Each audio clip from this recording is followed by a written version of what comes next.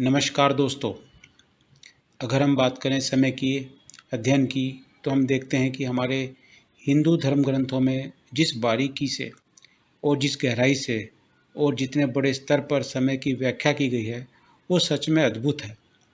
हजारों वर्ष पहले जब आधुनिक वैज्ञानिक प्रगति का कोई नामो निशान नहीं था, उस समय भी हमारे ऋषि मुनियों ने दूरदर्शिता से, मेडिटेशन से, ध्यान से ऐसी-ऐसी बातों की व्याख्या की जिसकी कल्पना कर पाना भी उस समय मुश्किल था। हिंदू धर्म ग्रंथों में समय को चक्र के रूप में बताया गया है। इसमें 4 युग हैं: सतयुग, त्रेता युग, द्वापर युग और कलयुग। सतयुग इसमें 17.8 लाख साल का, त्रेता युग 12.96 लाख साल का, द्वापर युग 8.64 लाख साल का और कलयुग 4.32 लाख साल का। इन चारों को मिलाकर एक महायुग बनता है। 1000 महायुगों को एक कल्प कहते हैं। एक कल्प यानी ब्रह्मा जी का एक दिन। ब्रह्मा जी के एक दिन के बाद एक रात आती है जो कि एक कल्प की ही होती है। इसे प्रलय की रात भी कहते हैं। तो एक कल्प दिन, एक कल्प रात यानी 2 कल्प।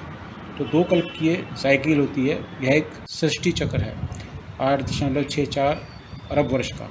क्रिएशन और डिस्ट्रक्शन की साइकिल जो चलता ही रहता है। कल्प की अवधारणा मुख्यतः विष्णु पुराण, भागवत पुराण, महाभारत और मनुस्मृति से आई है। ऐसा कहा जाता है कि कल्प की खोज प्राचीन ऋषि मुनियों और वेद व्यास जी ने की थी। हिंदू धर्म के अनुसार सृष्टि और मानव जीवन बार बार बनता और नष्ट होता है। हालांकि विज्ञान समय की सीधी लाइन यानी लीनियर टाइम के रूप में देखता है, पास्ट, प्रेजेंट, फ्यूचर।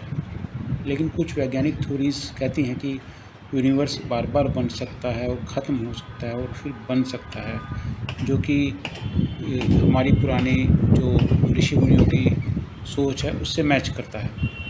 हिंदू धर्म ग्रंथों में समय को इनफाइनाइट यानी अनंत और साइक्लिक चक्रीय माना गया है। सृष्टि, पालन, विनाश, फिर सृष्टि। तो यह concept modern cyclic universe theory से मैच करता है, जो कि अद्भुत है। तो दोस्तों, हमें गर्व है अपने साधु संतों पर, ऋषि मुनियों पर, जिन्होंने ध्यान से, तपस्या से हमें इतनी सटीक जानकारी उपलब्ध कराई है।